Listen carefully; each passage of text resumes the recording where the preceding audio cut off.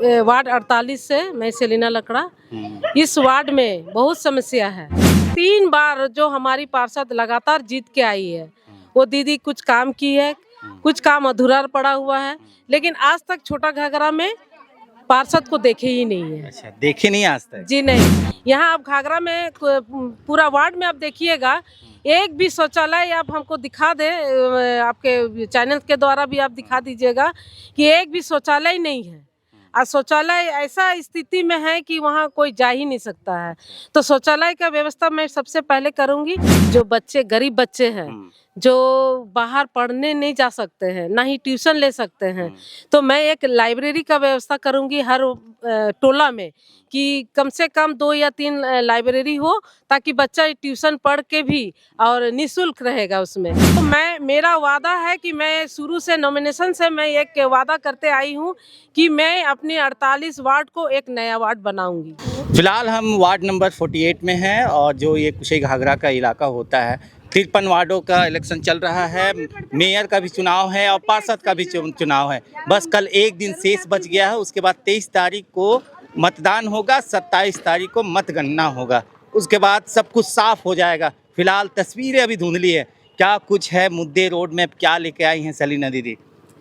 आपका चैनल को जोहार। सबसे पहले तो मैं वार्ड 48 से मैं सेलिना लकड़ा। इस वार्ड में बहुत समस्या है। आपने देखा होगा कि थोड़ा सा अंदर जाते हैं गांव साइड में है क्षेत्र हमारे शहर में, लेकिन अब एकदम गांव जैसा थोड़ा सा अंदर में लगता है। अच्छा। तो इसको मैं सुधारने की कोशिश करूंगी। और सबसे पहले तो मैं छोट घाघरा मैं वहाँ देखी हूँ, लाइट भी नहीं, रोड भी नहीं, नाली भी नहीं, और वहाँ जो सरकार के तरफ से जो इंदिरा आवास जो मिलता है, प्रधानमंत्री आवास मिलता है, वहाँ भी नहीं है। तो वहाँ सरकार के तरफ से जो भी योजना आई है वहाँ मिली ही नहीं है। दूसरी बात है कि 3 बार जो हमारी पार्षद लगातार जीत के आई है, वो दीदी कुछ काम की है, कुछ काम अधूरा पड़ा हुआ है, लेकिन आज तक छोटा घाघरा में पार्षद को देखे ही नहीं है। अच्छा, देखे नहीं आज तक? जी नहीं, वो पार्षद को देखे ही नहीं है। उसकी बात है कि फिर 50 से 51, 51 से 48, तो हमारी जो जनता है वो कंफ्यूज है कि हमारा वार्ड का मतलब नंबर कैसा है। कभी 50 बोलती है, कभी 48 बोलती है। तो मैं पहली एक कैंडिडेट हूँ कि जो सबसे पहले मैं गई थी और वहाँ मैंने दिखाया मीडिया में कि देखिए यहाँ पर नाली, रोड, सड़क कुछ नहीं है। अब बताइए, इनको पार्षद भी नहीं पता है कि हमारी पार्षद कौन है ना। तो मैं वही बोलना चाहती हूँ कि मीडिया के माध्यम से कि हमारे छोट घाघरा, बड़ा घाघरा के अंदर बहुत कमी है। थोड़ा सा आप आइए कुशई घाघरा जो रोड साइड में है, नामकुम रोड जो बोला जाता है, वहाँ थोड़ा सा केवल दिखाने भर के लिए है। आप जैसे अभी आपने मेरे साथ आए भी, अब देखिए कैसा रास्ता है, अंदर में बिल्कुल नहीं है।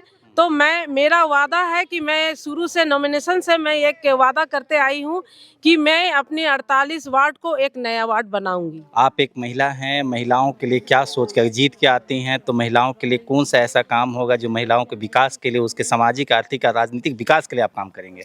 सबसे पहले मैं सरकार की तरफ से जो योजना आती है महिलाओं के लिए, कुटीर उद्योग जो छोटे छोटे काम करती है महिला, जो ट्रेनिंग लेके बैठी हुई है, उनके पास पैसा भी नहीं रहता है कि आगे वो बढ़े। दूसरी बात है स्वास्थ्य। अब यहाँ देखिए शौचालय नहीं है। हमारी महिलाओं का सबसे बड़ा प्रॉब्लम हम लोग को शौचालय ही होता है। कहीं भी जाते हैं तो हम लोग को देखना पड़ता है कि कहाँ जाए कहाँ नहीं। यहाँ आप घाघरा में पूरा वार्ड में आप देखिएगा, एक भी शौचालय आप हमको दिखा दे, आपके चैनल के द्वारा भी आप दिखा दीजिएगा कि एक भी शौचालय नहीं है। और शौचालय ऐसा स्थिति में है कि वहाँ कोई जा ही नहीं सकता है। तो शौचालय का व्यवस्था मैं सबसे पहले करूँगी, क्योंकि ग्राउंड के साथ में एक शौचालय अच्छा साफ सुथरा होना चाहिए। और वहीं की महिलाओं को ही मैं ये भार दूंगी कि आपका जिम्मा है ये शौचालय को, जिस तरह आप घर के शौचालय को साफ सुथरा रखते हैं, उसी तरह आप भी इस शौचालय को साफ सुथरा रखिएगा।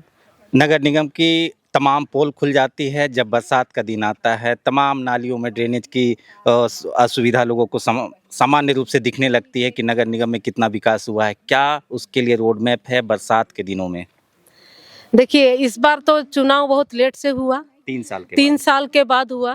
जिस समय अगर लगातार वो नियम के अनुसार अगर चुनाव होते रहता तो शायद ये पानी का जो भी बहाव और जो गड्ढा में जम जा रहा है वो चीज़ नहीं होता। पार्षद का काम है गांव घर का जो भी समस्या है उसको मेयर के पास जाके बताते हैं तो नगर निगम वो उसको देखते हैं। लेकिन इस इतना लंबा मतलब लकीर खींचा गया, चुनाव हुआ ही नहीं। तो इस बार की जो बरसात हुआ तो सबका सामने है, तो पता ही है कि इस बार की बरसात कितनी थी और इसी वजह से जिस घर में पानी नहीं घुसता था उस घर में पानी घुस गया। तो पानी का समस्या भी यहाँ भी बहुत है और बरसात के लिए निकासी का भी एक मैप बनाना होगा कि यहाँ का किस तरह रोड और नाली, आप देखते हैं कि कभी नाली बनता है कभी रोड बनता है, मैंने रोड और नाली का जो लेवल होना चाहिए वो बिल्कुल नहीं है। या तो नाली ऊपर हो जाता है रोड नीचे हो जाता है, तो इसके बहाव भी सब तरफ से खत्म ही है। लोग बोलते हैं गांव में सरकारी स्कूलों की हालत ये है, लेकिन शहरी क्षेत्र में जितने भी सरकारी स्कूल हैं उसकी भी हालत किसी से छुपी नहीं है। क्या कुछ बदलाव होगा नगर निगम के क्षेत्र में? क्योंकि आज के डेट में एक आम इंसान अपने बच्चे को प्राइवेट स्कूल भेजता है तो री एडमिशन के नाम पे उसे हज़ारों रुपये ले लिया जाते हैं। लेकिन नगर निगम में अगर जीत के आती हैं सेलिना जी तो अपने वार्ड में सरकारी स्कूल को किस तरह से ऊँचा ले जाएगी? सबसे पहले तो मैं जो बच्चे गरीब बच्चे हैं जो बाहर पढ़ने नहीं जा सकते हैं ना ही ट्यूशन ले सकते हैं, तो मैं एक लाइब्रेरी का व्यवस्था करूंगी हर टोला में कि कम से कम 2 या 3 लाइब्रेरी हो ताकि बच्चा ट्यूशन पढ़ के भी और निःशुल्क रहेगा उसमें। और हमारी गांव घर के ही जो पढ़े लिखे महिला हो चाहे पुरुष हो चाहे युवा लोग हो, इसमें से कोई भी उस मतलब लाइब्रेरी को चलाए ताकि हमारे जो बच्चे पढ़ने लिखने वाले जो अच्छे हैं मैंने उसको प्लेटफॉर्म नहीं दिया जाता कि बच्चे आगे जाए। तो इस तरह का अगर है तो अगर सरकारी स्कूल है तो सरकारी स्कूल में भी मैं दौरा करूंगी और जहां जो भी कमी है उसको मैं एकदम धरातल पे उतारूंगी। आपको बतला दें कि 2023-24 में नगर निगम का बजट आया था 2,800 करोड़ रुपया, ठीक है, और मानदेय जो मिलता है पार्षद को मात्र 7,000 रुपया। और जो जितने भी आप चीज़ों को पारित करते हैं नगर निगम में तो उसके बाद निगम की बोर्ड बैठती है, तय करती है कि पार्षद को कितना उसको फंड मिलेगा। लेकिन सवाल ये होता है कि क्या अगर सेलिना लकड़ा जीत के आती है तो सबसे पहला काम कौन सा करेगी?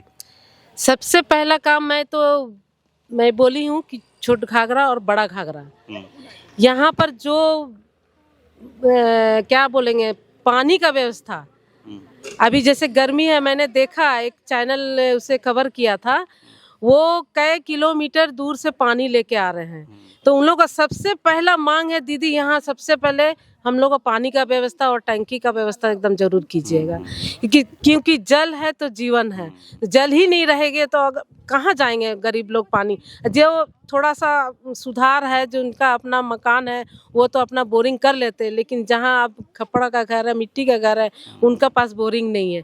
और सरकार के तरफ से जहाँ जो बोरिंग किया हुआ है वो बोरिंग भी ख़त्म है, ना ही उसमें रिपेयरिंग है।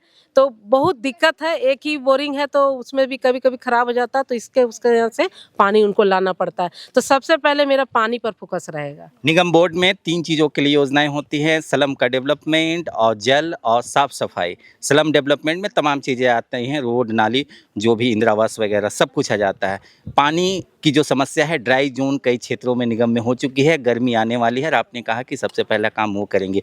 लेकिन फिर से वही पूछना चाहूँगा कि जीतने के बाद सबसे पहला महिलाओं के लिए क्या काम कीजिएगा? सबसे पहले महिलाओं को मैं एक स्वास्थ्य केंद्र जो होता है मैं वो स्वास्थ्य केंद्र रखूंगी। बीमारी बहुत होती है, कभी कभी गंदगी की वजह से भी होती है, और जो महिला पढ़ी लिखी है जो जहाँ तक भी जैसे मैट्रिक इंटर जो भी किए हैं तो मैं चाहूँगी कि वहाँ पर वो अपना एक स्कूल पाठशाला खोले और एक रात्रि जो पाठशाला होता है वो गांव में जाके वो जो हल्का फुल्का पढ़ने लिखने वाले को कम से कम साइन करना और पढ़ना सिखाए। और उसके बाद जो जैसे कि मशरूम बनाना, अभी देखा जाए तो आपका जो चूड़ी बनाते हैं वो है, सिलाई कढ़ाई करते हैं, तो उस एक सामुदायिक भवन बना के वहाँ एक ऐसा मतलब व्यवस्था रखूँगी कि जो भी महिला वहाँ पर सिलाई कढ़ाई कर सकेगी कि 2 पैसा उनका कमाई भी होगा और अपना परिवार भी चलाएगी, और इसके साथ साथ वो उसको ट्रेनिंग भी। कल शाम 5 बजे चुनाव प्रचार थम जाएगा। अंत में अपने वार्ड के नागरिकों के लिए क्या संदेश देना चाहिए? मैं सबको ये संदेश देना चाहती हूँ कि आने वाला समय 23 तारीख को मतदान है और मैं बोलूँगी पहले मतदान, उसके बाद जलपान, और कल हम लोग का प्रचार समाप्त हो जाएगा।